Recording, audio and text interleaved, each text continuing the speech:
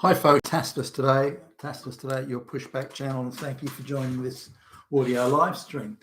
In this essay, I'd like to talk about the way the media, the government and multinational companies coordinate and combine and collaborate, indeed conspire, if I can use that term, to push the globalist agenda, to soften us up, prepare us for something, and to make it appear justifiable and eminently sensible that whatever they're doing is the right thing to do, is good, just, worthy, desirable. Everybody would want it, and this sort of thing. So last week, I live in an area, by the way, that's 98.5% white. This has been cited a number of times in various sort of public service type government department have supposedly done reports and studies and this sort of thing, and they've decided that any area that is primarily white, or certainly this much, is really fascist, Nazi, white supremacist, and Hitler probably lives here, and that sort of stuff. So, but anything that has majority white is, in a white country, is evil, and fascist, Nazi, white supremacist. And so I've seen this a few times now. When we moved here.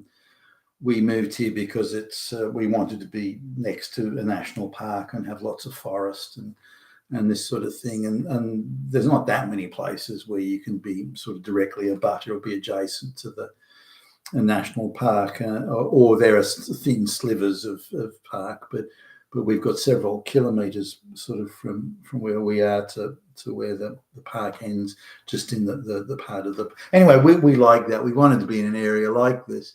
But it's not near any transport hubs. It's 20 minutes drive or so to the nearest train station, which is not a main train station, and it's in terms of sort of walking to the bus stop and getting a bus, and the buses don't run very regularly. But if you time it right, you can probably say get from our place to the nearest town in maybe an hour.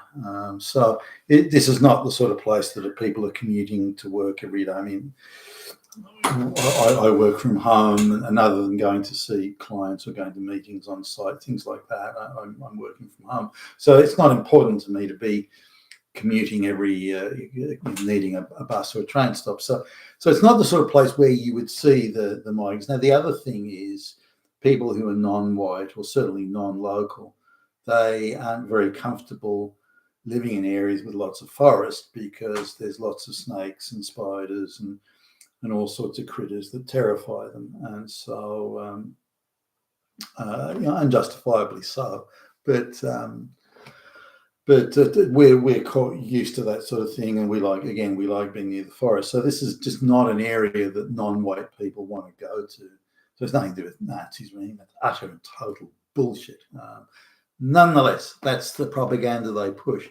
But I was looking at the local paper last week, and it started this stuff again about the area is just too white. A bit like BBC was saying, there's just too many white people in the snowfields in Europe. It's just too white. And they didn't use the word Nazi or fascist, but it was clearly implied that if it's too white, that means fucking Hitler is here. So the article, and the way it was written was very propaganda style. So this is not some local little cadet journalist or some shit doing the rounds. But the article argued that really, it's just too white, and it just has to change. But we all know it must change. So using this assertion thing, we know it must. We know. Everybody knows. We know that we have to get. And they cited then the main shops. This is the big chain store type things. Grocery stores, hardware stores, this sort of thing. So the major chains. So they said, well, we could start by putting lots of brown and black people in prominent places in these chain stores, not out the back, sort of doing the storeroom, but out front where everyone can see them. So white people got to go, brown and black people got to be shoehorned in. And this is somehow a good, and we all know that it has to happen. We all know that it's good. So this, again, this assertion. So the article didn't say, well, why is it good? What good does it bring? Where is the good? Explain the good. They just assert it and say that it has to happen. But just to sort of give you an idea of how we get softened up all the time on a whole range of things. This is one. So the article comes out on Tuesday. On the weekend, I have to go to a couple of the local stores to get stuff. And wouldn't you know, the key people strutting around the front are all brown. All of them are brown, not a white face in sight. You've got to be fucking kidding me. So I went to two other chain store type, national chain store type places just to see why are they doing it there, because it could be a sheer fluke. I mean, it follows on from the article, but I think, well, it could be a sheer fluke. So just to satisfy myself, I went to go to. Sure enough, there's the brown people out front. Now, that's how tightly coordinated it is. So the decision is made, okay, what we need to do is now it's got to be made at governmental level. It can't just be, I suppose, public service maybe, but you think it'd be government level. So they then go to the newspaper and say, okay, you have to put an article in arguing that. Then they have the local radio stations talking about it and saying how wonderful and good it is. We need to do it. And then right on cue, the marionettes, the puppets, are stuck in there of the brown and black people out front in these stores. I mean, holy fuck. So that's just the extent of it. That's just how much it's coordinated. That's just how much we've been brainwashed and prepared ahead. Now, this is not utterly unique, by the way.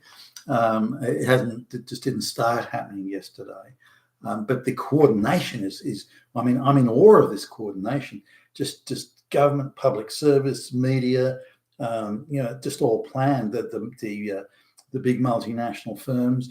Okay, yep. Now we've got the brown people ready to go. We'll have them out there on the weekend. Yeah, and now is that article? Can you be sure about the article there? All right, let's coordinate here.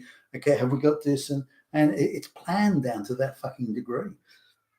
Now, again, I've seen it in the past. There's supposedly a huge rape or something takes place, and or there's a report done by lesbian activist academics, gender studies, and they bring out a report saying rapes are a crescendo, rapes everywhere, all women are being raped by Hitler, and then they release this supposed study. It's all bullshit and propaganda, of course, but they release this supposed study right on cue.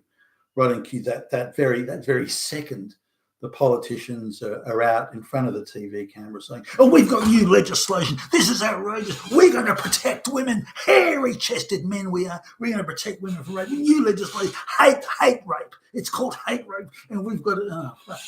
Again, it's coordinated. The report or the study, the supposed study. This is all coordinated with the media, coordinated with the body politic. The public servers have prepared the document. It's all done, so it's a seamless exercise.